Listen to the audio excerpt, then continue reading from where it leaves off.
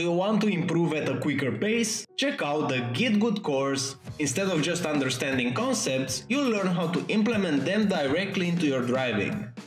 What makes it effective is the approach and practical drills. Together, we're gonna focus on breaking down those complex concepts into small digestible bits that are simple to understand. Everything from the course was tested and refined during the years in coaching sessions, so what I ended up with was the ones that I saw were the most effective. Let's elevate your racing skills together.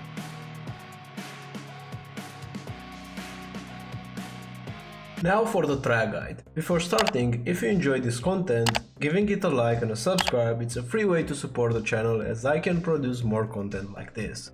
Now going into the track guide itself, for turn 1 my reference for braking is this dirt part of the track on the left hand side. I'm braking before this dirt patch ends, so around here I'm applying the brakes. I think it's a very consistent braking point, especially because it's in front of your eyes, so you can still look at the apex and you can still see the braking point. Now, in terms of the turning itself, I'm using a less braking bias, so I decrease the braking bias with minus 6.75. I'm using the fixed setup, so if you want to brake this deep, you will have to do it as well, otherwise your front end will lock up, and I recommend lowering the brake bias since it's gonna allow you to extract more performance out of the car. In terms of turning into the corner, you want to arrive to first gear as quickly as you can, and you're aiming at this green part of the curb. I turned a bit too late, so if you will turn a bit earlier, that's gonna be ideal. There's also a wall near the apex, so this wall right here. You can also get a bit closer to it. You will gain a bit of time because you will travel a shorter distance. So in my case, I lose I think 1/10 by going around it like this. But it's gonna be super important to go on throttle the moment that you hit this green around here. So as you can see, I'm already back on power. That's gonna be key because this is a huge straight and we have to prioritize being early on throttle. And as you can see, there is around 1/10 if you go a bit closer to the wall, so keep that in mind. Now for Eau and Radeon, super important to cut a lot here. You have to cut it like this all the way to the grass almost. It's very close to the off-track limit, but if you're not gonna open up the uphill part by going all the way to the left hand side, you will do a bigger lift here, because what I'm doing right now after I cut a lot, I'm looking uphill and I'm trying to apex as late as I can, so I want to hit this curb on the uphill part, not here in the middle, more towards the uphill part, so I'm hitting it right here. And while doing so, I do a small lift with the throttle. Notice how small this lift is to 90, so I do a 4% lift under throttle pedal. And I think going flat might work after your tires are in operating window and maybe whenever the temperature will be a bit lower, but I would recommend doing the smallest lift that you can do, less than 5%, and then pull the throttle back on. Stay in 5th gear, even though the rev limiter will hit, don't upshift to 6th, because you are going uphill and you will lose a bit of torque. So the right moment to go to 6th actually is around here, whenever you arrive at this curb and whenever you touch it with your tires. At the end of the curb, I'm doing the upshift to 6th gear, and I think this is the ideal way of using your gears because we have that elevation change. And now arriving to Lecombe, my braking point is around the 100 meter board, so right now I'm applying the brakes at the 100, so it's definitely before the curb. While braking, you want to open up the corner by placing your left tires on this curb, so use all the track, and in 3rd gear you will turn more and more into the corner while still trail braking up until you hit this curb right here. The moment that you mount the curb, that's the moment that you should go back on power, and make sure you're going all the way to the grass on the right hand side with your right tires to make sure you're using all the track. Now for this left-hander, you will drop the throttle, so in between the corners we give it a blip of throttle, and now we drop the throttle. You can even add like 1-2% braking and then mount it again all the way to the grass.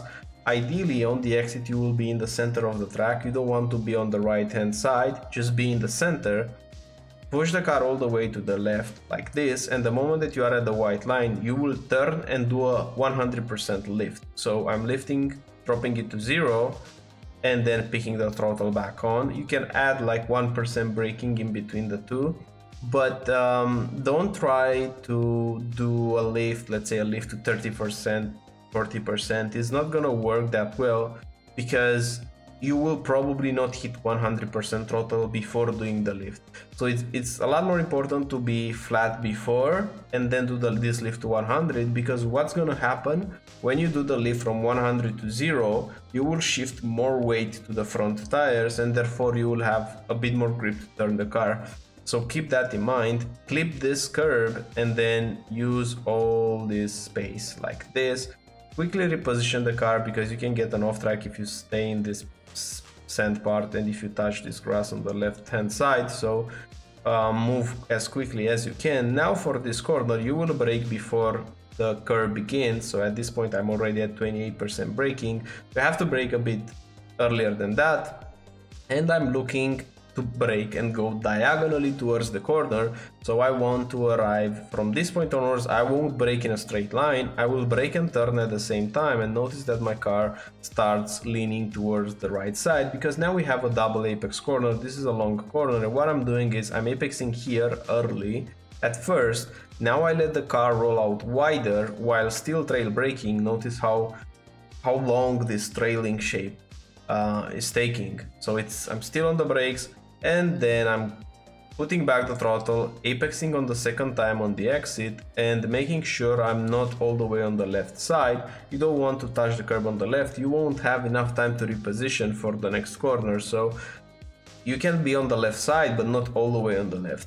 Now pushing the car to the right side, don't go on this curb. The car will be sluggish to turn and you won't have enough time to mount it properly, so your car will point on the right side and you have to turn on the left. You have to cover a larger radius with your steering wheel, so it's likely that you will understeer if you do this. Instead, just the moment that you arrive here, just apply the brakes and in third gear while still trail braking, hold the brakes up until you hit this curb on the left side. You see, it has a bit it has a shape like this. So you can put your tire in the middle of it, because if it's like this, you will have a lot more grip in the middle. So what I'm looking at to put my tire is in this part right here. And it will hook up the car nicely. You will be able to go aggressive on throttle like I did here. And you will be able to do it like this without getting the off track. So this is like at the absolute limit of the off track. Bring the car all the way to the left side quickly, and now for the next corner, braking reference for me is this traffic light on the right side. You will brake, downshift to fourth. In this instance, it was a bit messy with how I put the throttle in the next phase, but the braking point was quite on point. You want to hit this curb right here, put the throttle down, hit this curb on the right side, don't go over it. If you go too much on the right side, whenever you will turn, you will have to use more your steering wheel, and because the car is very light on the rears, it can spin. And it still happens to me, like I'm doing these small corrections with the throttle just because the car wants to snap. Ideally those corrections won't be like that, you just have to apex a bit later, turn a bit less the steering wheel, and that should do the trick. Now for the last section of the track, those corners that leads to a big straight, reference for braking is before this curve. Notice at this point I'm already in 45% braking. You want to brake and don't brake that hard, because you want to be on the brakes as long as you can. This is a long corner and you don't want to be early on throttle. If you're too early, you will miss the next corner, so you have to delay your throttle application.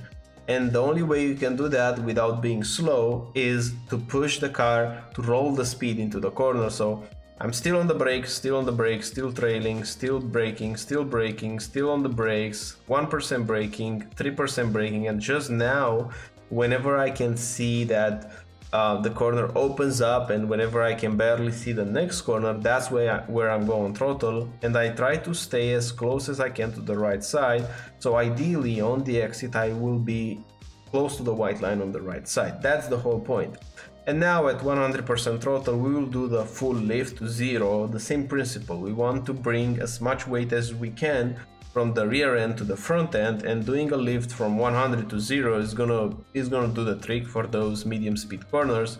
Pushing the brakes a bit just to make the front end point, and now going again on throttle. Super important again, just because the shape of the curb, again you can notice this type of shape in the curb, so use it. It will help you rotate the car. Put your tire here, and then whenever you go on throttle you see it's still using all the track.